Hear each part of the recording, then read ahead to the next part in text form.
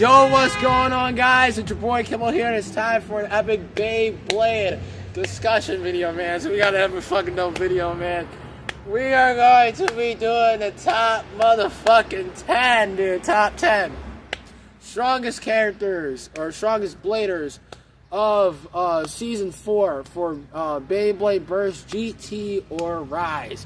So you talk about like after things like with Turbo, you talk about Iger winning the world champion, and then you got like the newcomer Dante or Drum with things. So yeah, the whole build up with Dante going in, you know, finding like these bladers and stuff, and you talk about history being making going up to the, I guess, the Inferno Tower, the Black Tower, and all that. But the new main character being Dante Koryu or Drum Koryu, man. Come on, man. The main character. Now we got three main characters with this. But for those who doesn't know how I do this, I basically just go off of just top of the knowledge, just go from strongest to weakest. You know, it's just how my brain works. So I just, it makes it easier, just going with the flow. But my top number one, and I'm also going off with the show. So my top, the strongest character of Beyblade GT, number one, it has to be Drum. Yes, he uses the parts from Victories to help him out with the final battle against Gwen. Pulling some motherfucking X shit with this shit, because even like they had this shit where it was like they even did it with the Hell's Reaper, getting parts from like Persona, kind of like the Master Dragon effect, if you will, with things. But Master Dragon was a dope bay. It was such a dope bay. The Master Dragon type shit. It was such a dope bay. But Victories, Drum, Dante Koryu getting the win over Quinn with it. And speaking of Quinn or Gwen, number two, gotta be Gwen. Gwen was the ultimate antagonist of the season, man. I'm telling y'all, man. She was the dope. She was a dope antagonist. I mean, not she. He. It baffles me because like she should have been a chick. It was fucking dude all along. Some shit. It wasn't dude all along, but Gwen was such a dope character, man. Regalia Genesis, dude. Dude. It was such a dope characters, the infinite lock system. Come on, man. It was dope, man. It was really dope, man. You talk about Gwen being like the antagonist of this season. Nothing too crazy. Like Quinn wasn't the blader that broke bays and stuff, really. But like she was kind of like the opposite, kind of how Arthur was. But number three, this is in the birds, man. I fucking love it, dude. Number three, I gotta say it's Delta, man. Delta is another one of them fucking characters that got bodied and dirtied.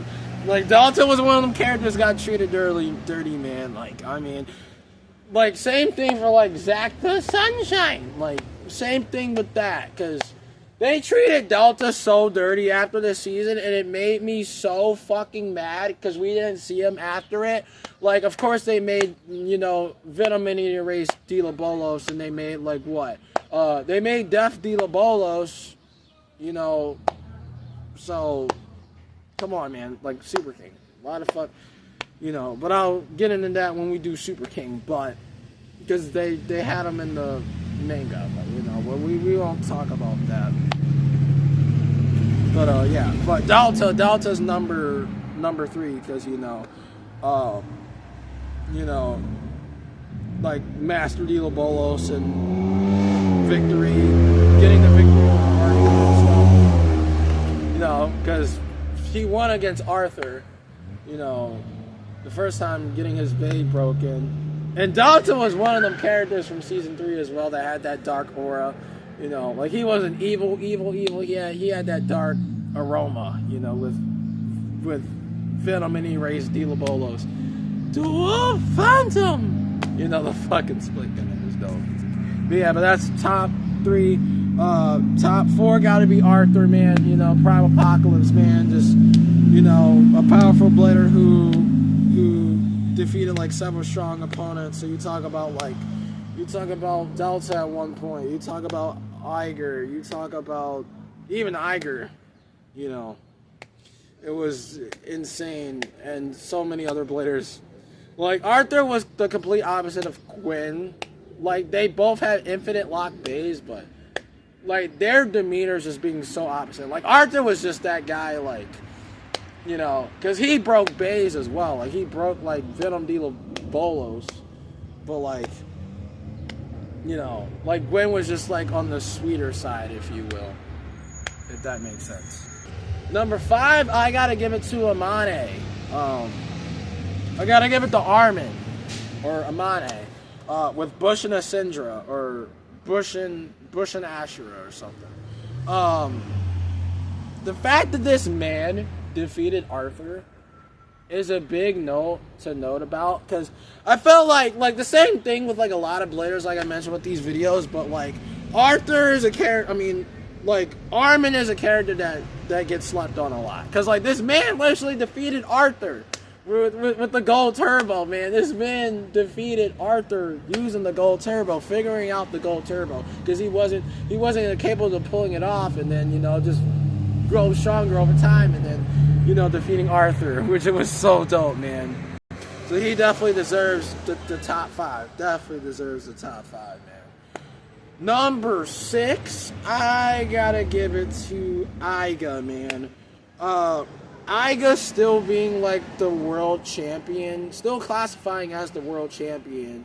And honestly, truth be told, I would probably say Vault is definitely below Iga. Like Iga's number 1, but right below it I would say is Vault. But you know, Iga, you know, Iger, you know, the former world champion who remains the strongest in this season. Talk about with Union Achilles, which Union Achilles was so dope, man. You know, you talk about GT, dude, so many bays. Number 7, I gotta give it to Vault. Vault number 7, which Vault really didn't really battle in the season.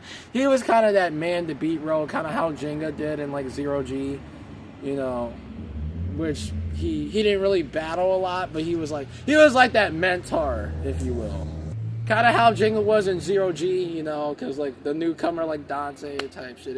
If you know what I'm talking about, you know. But it's basically like that undefeated champion role, if you will, with things. Because Vault was still number 2. Like after I would say Vault's number 2, but he played a similar role, kind of how Jenga did in 0G. You know, the whole things with Zero, and like, you know, just baffled me how Quinn didn't even acknowledge Zero. Like, come on, the same thing that I acknowledged with Quadra, but you know. Number 8, dude, this is tough, man. This is tough, man. This is tough. I would probably give it to Loden. Loden versus Vault. That's a dream battle that we never saw, but it was such a dope battle, dude. Like, I mean, we never saw it, but Loden's definitely number 8. Loden Hydraba. You know, with Swy Longinus, because it was so dope. It was so dope. You know, Loden Hydraba. Number 9, I gotta give it to Fumia. Fumia, like, I mean, a lot of people's like, oh, like, why Fumia? Like, Fumia and Loden should have been Free and Louis, but you know, it makes sense. You know, they're still dope characters. You know, at least we got upgrades for like Fafnir and Longinus. So hey, you know, even with Swy Longinus, Loden Hydraba and Free. You know, like they're both being like strong bladers. You know, but you know, especially Fumia, because like he was a strong blader who put major work, but despite him losing, I would probably put Fumia like as the weakest on this list.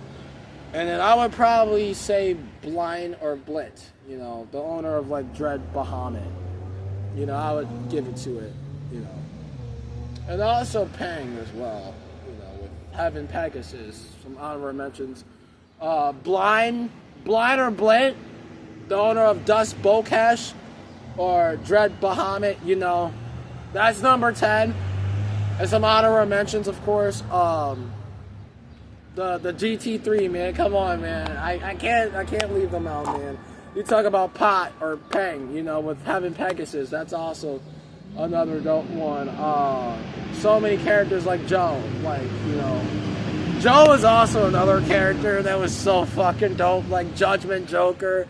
Like, dude, Judgment Joker was such a dope Beyblade, you know. I like how the fact that they did Judgment Joker with the whole thing about the rubber, you know, the rubber and the whole trick driver. It was such a dope day. But yeah, man. But yeah.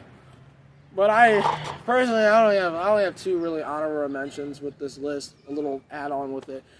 But same thing for like Turbo. Same thing that I had said with Turbo. A lot of these characters being new, and a lot of them, especially in this season, because a lot of these characters we haven't even seen return except for like what? Dante, which it makes me sad. Like, of course, like our main characters, of course, returning in like this season going here on forward, of course, but like a lot of the players just getting left out, and it just makes me mad, you know, like. They all deserve roses. I'm giving them their roses, and even with this list, they deserve their flowers in a major way. A lot of people sleep on GT. Like, GT has some really cool bladers. Like Loden was like, Loden got the muscles, man. He was muscular for real. You know, but the like I really love the whole story that they did with GT or Gatinko, the whole Gatinko system. And stuff. Yeah. But anyways, guys, well, that's my top 10 strongest bladers and stuff. If I forgot any bladers, like, I mean, I say it every time, just out of respect. I give my roses to this season and all of the characters that was in it. Yeah. Like, fuck it. You know, fuck it all. We'll mention all of them. Yeah. If I didn't mention your name, then there you go. I just mentioned the series and I mentioned all of you. But yeah. But anyways, guys, but stay tuned. I'll be making a video talking about Super King or Sparking.